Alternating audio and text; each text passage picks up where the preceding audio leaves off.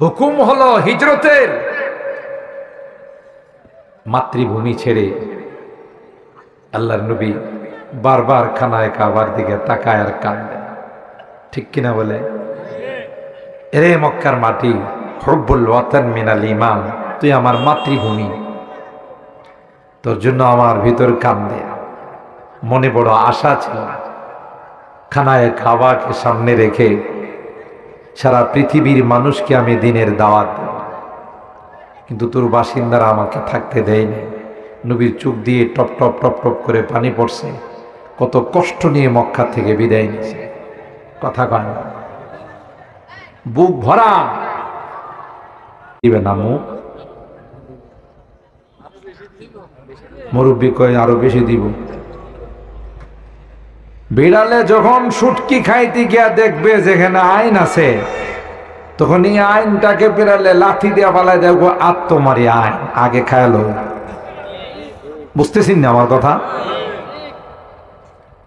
ঠিক তদ্রুপ আপনি নারীদেরকে শালীন পোশাকের ভিতরে ঢুকাবেন না, বরং বোরকার বিরোধিতা করবেন।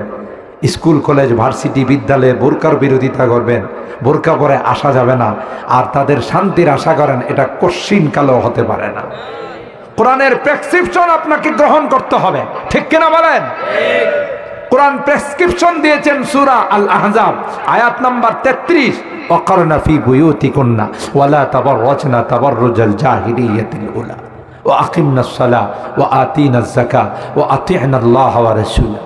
এই আয়াতের দ্বারা মা জাতির উপর বোরকা এবং পর্দাকে আল্লাহ ফরজ করে দিয়েছেন। সুবহানাল্লাহ। এই মা জাতিকে বাহির করার যত ষড়যন্ত্র, যত দিবস বলেন, 31st নাইট বলেন, বিশ্ব ভালোবাসা দিবস বলেন, আরো যত আগ্রম বাগ্রম বলেন, সবগুলোর টার্গেট একটাই, মা জাতিকে কিভাবে উলঙ্গ করা যায়। ঠিক বললাম? এই জন্য সতর্ক থাকতে হবে। আপনার মেয়ে, আপনার স্ত্রী, আপনার বোন, আপনার ভাগ্নি, আপনি তাদের অভিভাবক, আপনি যদি তাদের প্রতি সতর্ক না থাকেন, আল্লাহর কসম, মেয়ে আপনার বিরুদ্ধে আল্লাহর আদালতে মামলা দেবে। ঠিক কিনা বলে?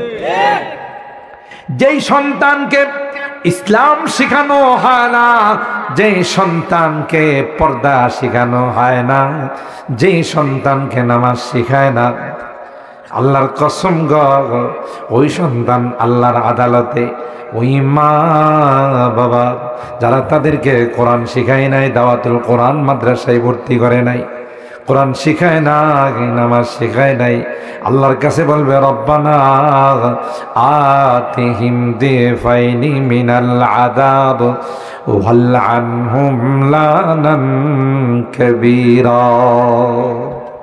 এ মালিক, আমার বাবা, আমার বয়স যখন 4 থেকে 5 বছর, সকালবেলা ঘুম থেকে উঠাইয়া আমার ওজন ছিল 5 কেজি, আর আমার পিঠে দিছে 6 কেজি, পাঠাইছে আরেক কেজিতে।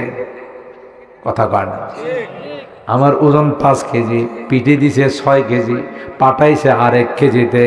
সকালবেলা আমার মা বাবা আমাকে কোরআন শিখায় নাই। হ্যাঁ মুসলমান, আমি বাস্তবতা নিয়ে কথা বলি। একটা সময় আপনারা যারা মুরব্বীরা আছেন, আমাদের মতো যারা আছেন গো, তখন ওই সকালবেলার স্কুলগুলো ছিল না। কথা কয় না? আমি কিন্তু স্কুল শিক্ষার বিরোধিতা করতেছি না, কারণ একটা দেশ চলতে হলে দেশের ইঞ্জিনিয়ারের দরকার আছে, ব্যারিস্টারের দরকার আছে, FCBS করা ডাক্তারের দরকার আছে, এবং বৈজ্ঞানিক দার্শনিকের দরকার আছে। এটার বিরোধিতা আমি করি না, কিন্তু আমার আফসোস হলো, কেন আমার কোরআন শিক্ষার সময়ের মধ্যে তুমি এগুলো ঢুকাইলা? কথা কয় না? কেন আগে যারা সকালবেলা মক্তবে পড়ছে, সকালবেলা যারা কোরআন পড়ছে, এরা কি বড় বড় ইঞ্জিনিয়ার হয় নাই? এরা কি বড় বড় লয়ার হয় নাই? এরা কি বড় বড় FCBS করা ডাক্তার হয় নাই? তাইলে এখন কেন সকালবেলার আমার সময়টার মধ্যে আপনি এগুলো ঢুকাইলেন? এটা ইহুদি খ্রিস্টানদের বড় ষড়যন্ত্র।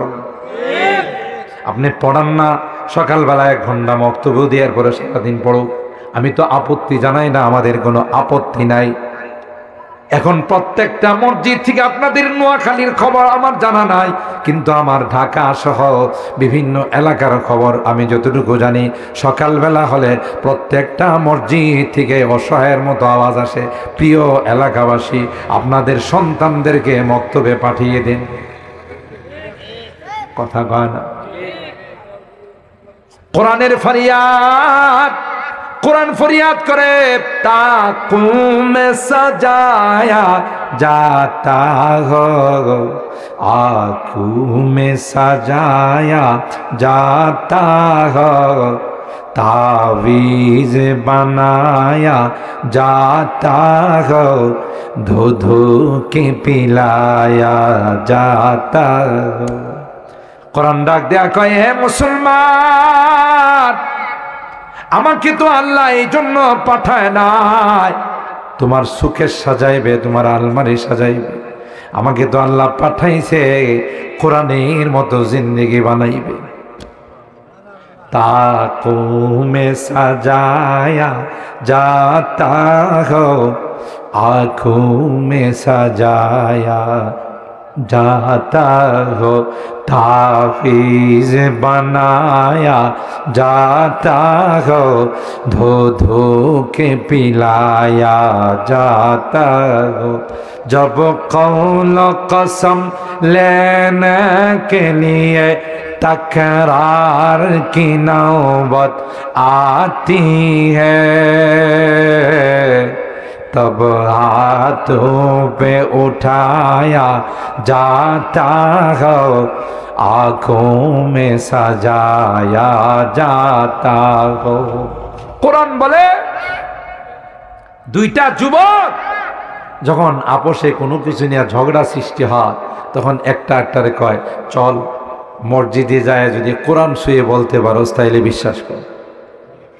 কোরআন কয় তবু দুইজনের ঝগড়া মিট করার জন্য কি আল্লাহ আমারে পাঠাইছে? কথা কয় না? হায় হায় হায় হায়। এই সন্তানগুলো, যেই সন্তানের জন্য আপনি মাথার ঘাম পায়ে ফেলছেন, আপনার রক্ত পানি করেছেন, আপনি ভালো কিছু খান নাই, ভালো কোনো কাপড় চোপড় পরেন নাই, সূরাতুল আহজাব 66, 67, 68 নাম্বার আয়াত আপনি বাসায় যেয়ে পড়ে দেখেন। আমি মৌলবি গেছি এই জন্য না, কি বলছে আল্লাহ ওখানে। এই সন্তানগুলো আপনার গলায় গামছা লাগায়া আল্লাহর আদালতে আপনার নামে মামলা দেবে। নাউজুবিল্লাহ কালকে কয়েন, নাউজুবিল্লাহ কালকে। যেই সন্তান আপনার জান্নাতে যাওয়ার কারণ হতে পারত, এই সন্তান আল্লাহর আদালতে আপনার নামে মামলা টুকছে। নাউজুবিল্লাহ। কোরআনে আছে না? রব্বানা ইন্না আতানা সাদাতানা ওয়া কুবারানা